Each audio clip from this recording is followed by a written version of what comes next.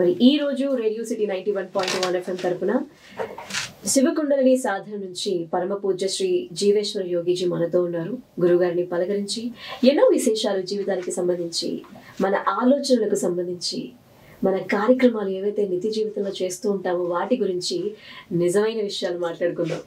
నమస్తే గురుజీ. నమస్కారం. Welcome to radio city 91.1. Thank you so much. ఈ రోజు ఇలా మీ వాల్యుబుల్ టైం ఇలా మాతో పంచుకోవడం చాలా చాలా ఆనందంగా ఉంది. Thank you. ఐఎమ్ ఆల్సో, అంటే నేను కూడా చాలా గ్రేట్గా ఫీల్ అవుతున్నాను మీరు పిలిచారు. సో దట్ మీరు అంటే చాలామంది ఎవరైతే ఉన్నారో they can know what is reality, God అంటే ఏంటిది, దేవుడు అంటే ఏంటిది, అసలు ఇదంతా తెలుసుకోవచ్చు. సో కాబట్టి it's a honour for me also. So there is only one energy, there is no, అంటే people think that this energy, that energy, there is only one energy and that is what we call it as Shakti. And Shakti is based on the Shiva consciousness. So ఇది ఎట్లా ఉంటుందంటే మనకు ప్రతి ఒక్కరికి రెండు ప్రపంచాలు ఉంటాయి. ఒకటి బాహ్య ప్రపంచము, ఒకటి అంత ప్రపంచం. ఓకే, ఇప్పుడు నేను మాట్లాడుతున్నాను బాహ్య ప్రపంచంలోంచి మీ అంత ప్రపంచంలోకి, మీ మైండ్లోకి త్రూ సెన్స్ ఆర్గన్స్ ఇన్ఫర్మేషన్ వెళ్తూ ఉంది. ఓకే, సో చాలామంది మనం ఏమనుకుంటామంటే ఆనందం అనేది బయట ఉంది అని వెతుకుతాం. The problem is, let us say ఆనందం అనేది ఇదేని అనుకుందాం. సో నేను ఒక కార్ కొన్నాను బాహ్య ప్రపంచంలోంచి, అప్పుడు కార్ అనేది తగిలినప్పుడు ఆనందం అనేది వస్తుంది. మనం ఏమనుకుంటున్నాము, కార్ వల్ల ఆనందం వస్తుంది అనుకుంటాం, తర్వాత అది ఫేడ్ అవుట్ అయిపోతుంది. ఆనందం ఎప్పుడు ఉంటుంది, ఆనందమే మన స్వరూపం. When you go deep inside yourself, then you will understand. So మళ్ళీ నేను ఒక బిల్డింగ్ కొన్నాను, ఆ బిల్డింగ్ అనేది ఆనందాన్ని టచ్ అవుతుంది. అప్పుడు you feel that okay I'm happy. మళ్ళీ ఒక 1 month 2 months. So it's not outside, it's inside. The moment you realise this, అంటే ఈ ఆనందం అనేది ఇక్కడే ఉంది, ఆ రియలైజింగ్ పాయింట్ ఈస్ అద్భుతంగా అనిపిస్తుంది. అప్పుడు రియలైజ్ అయినప్పుడు you don't need anything, external వరల్డ్లో ఉన్నది ఏది మనకు అవసరం లేదు. So that is one thing. So ఎప్పుడు అంటే లైక్ చెప్పాను కదా, ఇట్స్ నాట్ అక్కడ ఉండడం అని కాదు, we can feel bliss everywhere. So even నేను 5th level అనేది ఉంటుంది, నేను ఐ విల్ టీచ్ దట్. అక్కడ 1-on-1 I will experience it. అంటే నేను what ever I say is not words, అంటే నేను ఒక థియరీ కానీ ఒక వర్డ్స్ని కానీ ఒక ఫిలాసఫీని కానీ చెప్పడానికి లేదు. I'm here to share the experience. అంటే పీపుల్ ఎవరైతే చేస్తారో they will feel that. The only thing they need is open heart, open mind. ఎందుకు అని అంటే even if I wanted to give, నేను ఇవ్వాలి అని అనుకున్నా, మీరు చేతి ముడిస్తే మీ చేతిలోకి రాదు. Just like an open hand, ఎప్పుడైతే చేతి ఓపెన్గా ఉన్నప్పుడు నేను ఏదైనా పెట్టగలుగుతానో, అదేవిధంగా ఓపెన్ మైండ్తోనూ ఓపెన్ హార్ట్తోని మనం ఒకటి నేను చెప్పింది రిసీవ్ చేసుకుంటే you will transform. And even నేను ఒక చిన్న కోట్ కూడా చెప్తాను, transformation happens when you are ready for it. Okay, so transformation అనేది మనం అంటే ఎవరైతే సీకర్ కావచ్చు, మనము అవ్వాలి అని అనుకున్నప్పుడే transformation happens. Because it is only you who is stopping you from becoming success or failure. So these all things. So just నేను మీకు చూపెడతాను. సో మనకు ఈ క్రీస్ ఉంది కదా రిస్ట్ దగ్గర, ఈ రెండు ఇలా పెట్టుకొని రెండింటిని జాయిన్ చేయండి. ఈ రెండు ఇలా పెట్టుకోండి. ఓకే, నమస్తే ఇలా పెడతాం కదా. సో నువ్వు మిడిల్ ఫింగర్స్ చూడండి, రెండు సమానం ఉన్నాయా, ఒకటి ఎక్కువ తక్కువ ఉందా? ఒకటి ఎక్కువ తక్కువ. రైట్ ఈస్ బిగ్గరా, right? Now let us say రెండింటిని ఈక్వల్ చేద్దామా? ఓకే, లెఫ్ట్ని బిగ్గర్ చేయాలి. Okay, right sure. Right is bigger కదా, కన్ఫర్మ్ కదా. మళ్ళీ తర్వాత అయిన తర్వాత కాలేదు అదంతా అనకండి. సో ఫస్టే చెక్, రెండు పెట్టుకొని 1 finger is bigger, right is bigger, left is shorter కదా. సో నో ఇప్పుడు లెఫ్ట్ని కొంచెం బిగ్ చేద్దాము so that they become equal. Okay, so ఇప్పుడు ఏం లేదు, జస్ట్ సింపుల్గా నేను ఇప్పుడు మనము చూద్దాము. మీరు లెఫ్ట్ ఫింగర్ ఉంది కదా, సో లెఫ్ట్ ఫింగర్ పెరగాలి కదా, జస్ట్ దాన్ని చూడండి, దాన్ని చూడండి ఒకసారి. సో అది పెరగాలి అని అనుకోండి, జస్ట్ సింపుల్ ఇంటెన్షన్. 3 times అనుకోండి, పెరగాలి పెరగాలి పెరగాలి, లెఫ్ట్ ఫింగర్ పెరగాలి. ఓకే రైట్, అయిపోయింది. నేను ఇప్పుడు మీకు మంత్రం చెప్తాను. సో మంత్రాన్ని నేను చెప్పినట్టుగా మీ మనసులో ఉచ్చరించండి. లెట్స్ లైక్ కొద్దిసేపు, మేబీ 1 to 2 minutes మ్యాక్సిమం మనం చేద్దాము. Then again will try to reach it. Confirm కదా, right is bigger, left is shorter కదా. ఓకే, సో మంత్రం ఎట్లా జపించాలో నేను మీకు చెప్తాను.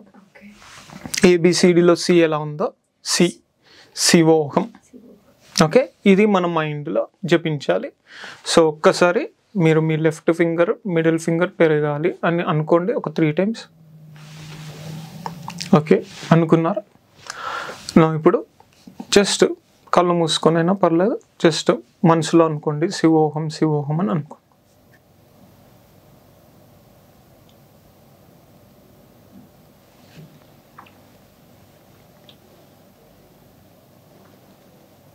చేతులు నార్మల్గా పెట్టేసేసి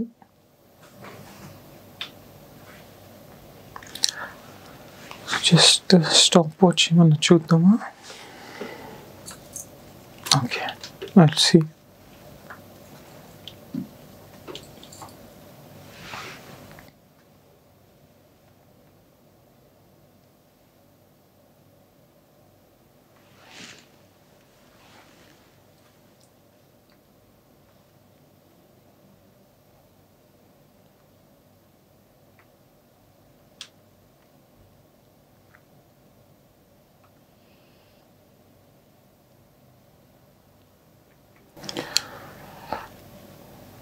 సో ఇట్స్ 30 seconds, ఇంకో 30 seconds చేద్దాం.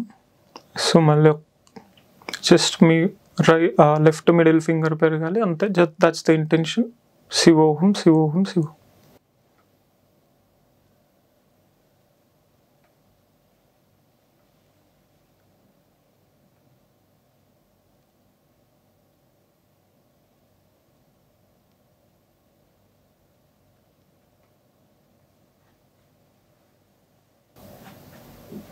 Okay, it's 1 minute. You can open your eyes. So okay, చూద్దాం, చెక్ చేద్దాం. చూడండి, రెండు ఇలా పెట్టుకోండి. చూడండి ఇప్పుడు ఈక్వల్ అయింది. రైట్,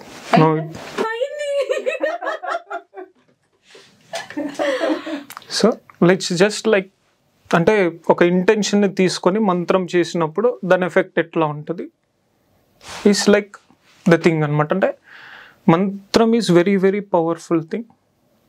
సో దీని ద్వారా we can do lot of things అనమాట. సో ఆ మంత్రాన్ని again we need how to ప్రయోగం ఎలా చేయాలి.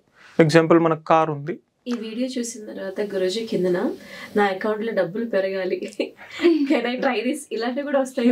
Anything you can try, anything. It's not about, రియల్గా చెప్తున్నాను, it's not about the intention and your practising that. రియల్గా చెప్తున్నాను, you can just try it out. Maybe it might not happen immediately. ఇప్పుడు ఇంత ఇన్స్టెంట్గా మీకు అయ్యింది, but it might take some time maybe to get into your life. You just have to remember one thing. ఒక process ఉంది కదా, ఇప్పుడు నేను మీకు ఒక ప్రాసెస్ చెప్పాను. ఆ ప్రాసెస్ని ట్రస్ట్ చేయండి and you do it and you just leave it, let it go.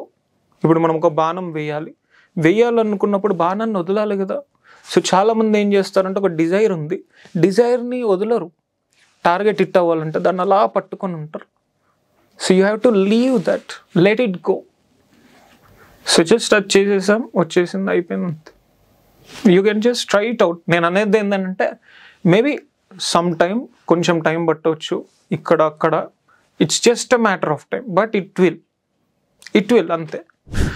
So ఈ విధంగా మనకు మంత్రములో, అంటే లైక్ నేను ముఖ్యంగా మనము శివోహం అనే మంత్రాన్ని తీసుకొని మనం కుండలిని శక్తిని జాగృతం ఎట్లా చేసుకోవాలి, అలాగే మనము చక్రాలను ఎలా జాగృతం చేసుకోవాలి, అలాగే మనము సుషుమ్న నాడిని ఎట్లా జాగృతం చేసుకోవాలి. యాక్చువల్ కుండలిని అని అంటే ఏంటిది, ఇదంతా మనము తెలుసుకుందాము, చేద్దాము. Actual let me explain. Please. So okay, so ఎప్పుడైతే మనకు ఈ విశ్వమంతా ఎనర్జీ అని అన్నాం కదా, సో దాన్ని మనము కాస్మిక్ ఎనర్జీ లేదా ప్రాణశక్తి, ప్రాణిక్ ఎనర్జీ అని అంటాం. మన లోపల కూడా ఒక ఎనర్జీ ఉంది, ఒక కాస్మిక్ ఎనర్జీ అనేది మన లోపల ఉంది. దాన్నే మనము కుండలిని అని అంటాం. ఎప్పుడైతే దాన్ని మనం జాగృతం చేసుకున్నప్పుడు మనము ఈ విశ్వంలో ఉన్న ఎవ్రీ ఎనర్జీకి కనెక్ట్ అవ్వడం అనేది జరుగుతూ ఉంటుంది. సో ఇది మనం ఒక స్టెప్ బై స్టెప్ ప్రాసెస్లో చేస్తాము. సో ఫస్ట్ మనము కుండలిని జాగృతం అనేది జరుగుతుంది, కుండలిని అవేకెనింగ్ అని అంటాం ఫస్ట్ స్టెప్ 1లో. స్టెప్ 2లో సుషుమ్నా నాడి అని అంటాము, సుషుమ్నా నాడి అవేకెనింగ్ అని అంటాం. సో మనకు ఆల్మోస్ట్ లైక్ 72,000 నాడులు ఉంటాయి. ఈ 72,000 నాడుల్లో మనకు ఇడ, పింగళ, సుషుమ్నా అనేటివి చాలా ముఖ్యమైనవి.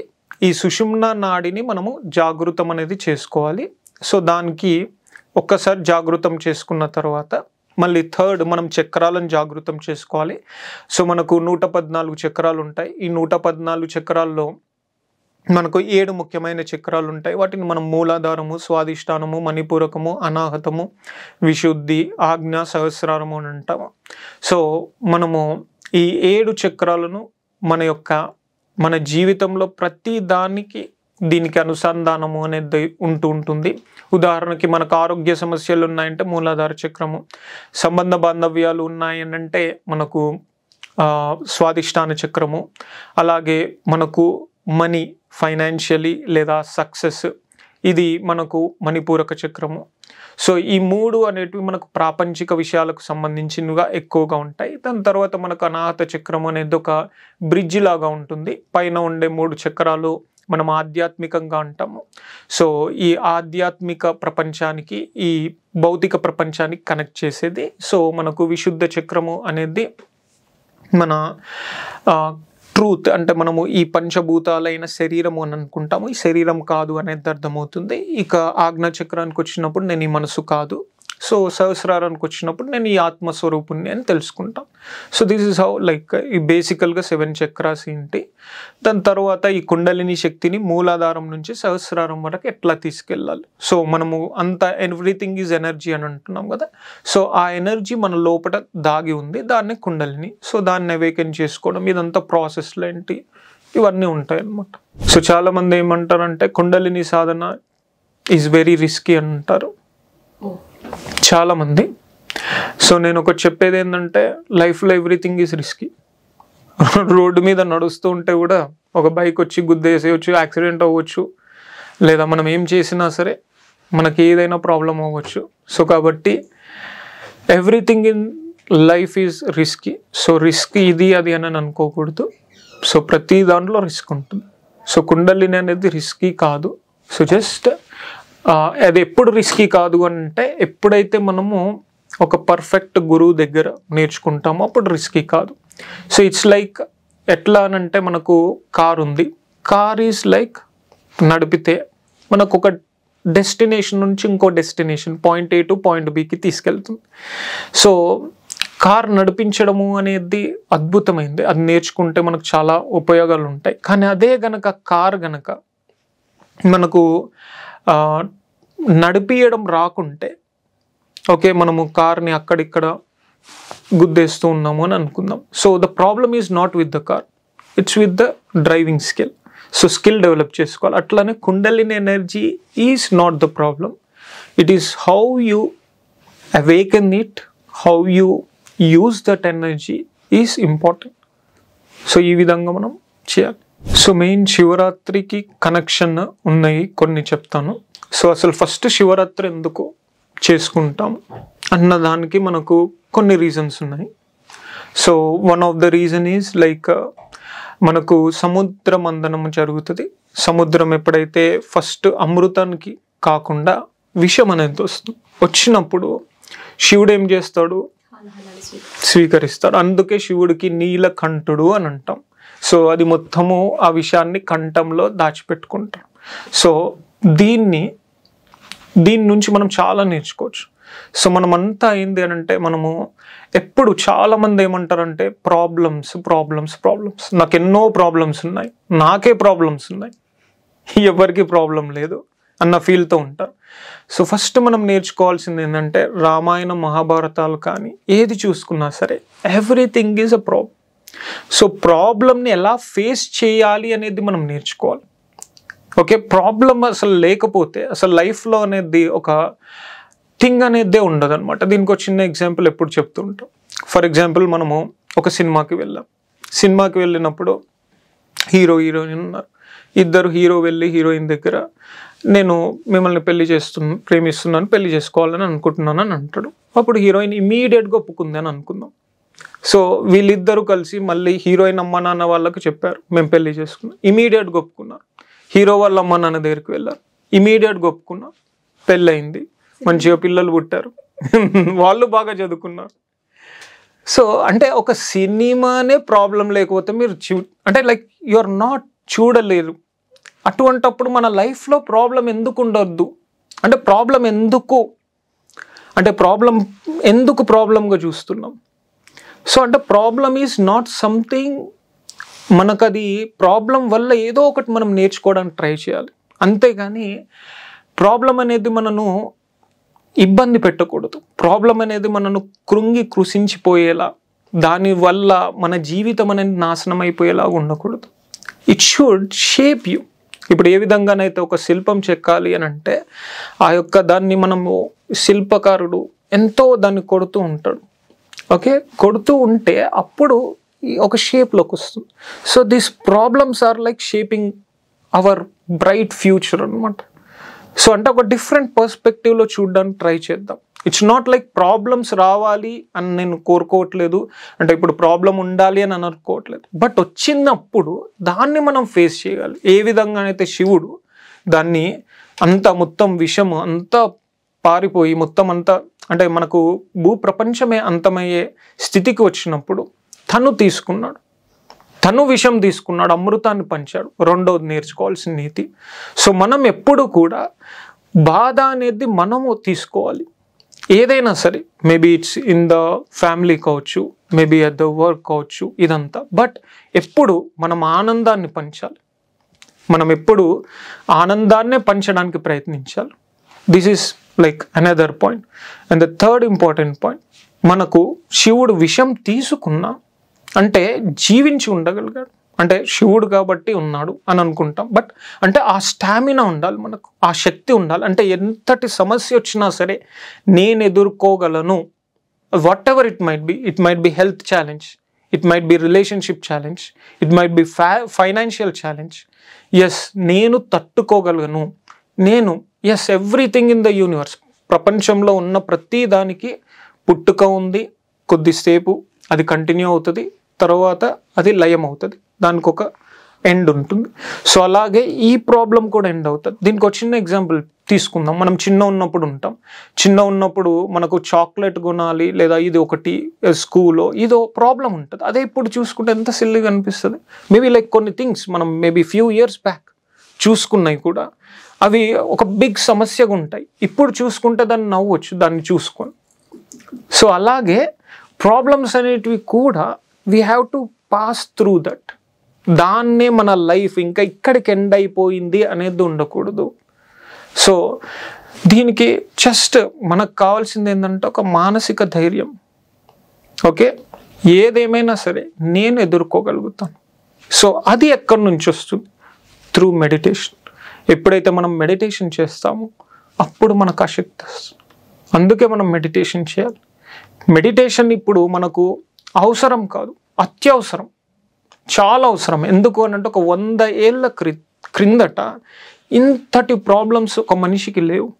ఒకవేళ ఉంటే వ్యవసాయం చేసుకునేవాడు హ్యాపీగా, పొలం ఉండేది, పండిందా ఓకే, పండలేదా ఓకే, సో అంతే, సింపుల్గా తిన్నాము అంతే. బట్ ఇప్పుడు జాబ్స్, పిల్లలు, చదువులు, టెన్షన్స్, స్ట్రెస్ ఎవ్రీవేర్. సో ఇప్పుడు ఇదంతా దీన్నంతటికి one of the best solution, నేను వేరేది లేదు అని అనట్లేదు, but one of the best solution is meditation. And again చాలామంది ఏమంటారంటే మెడిటేషన్ అనేది ఓన్లీ ఒక ధర్మానికి సంబంధించి, ఎస్పెషల్లీ హిందూయిజము లేదా బుద్ధిజం అని అనుకుంటారు. మైండ్ ఉన్న ప్రతి వాళ్ళు చేయాల్సిన మొట్టమొదటి thing meditation. Because meditation is related to the mind. And again మనం ఇక్కడ శివుడు గురించి మనకు అన్నాం కదా, ఆ హాలాహలం గురించి చెప్తున్నా. సో మనం ఎప్పుడైతే తీసుకున్నామో, శివుడు ఏ విధంగానైతే అంటే తన మైండ్ని, తన బాడీని ఎంత కంట్రోల్లో ఉంచుకున్నాడు, అంత కంట్రోల్ మనకు రావాలి.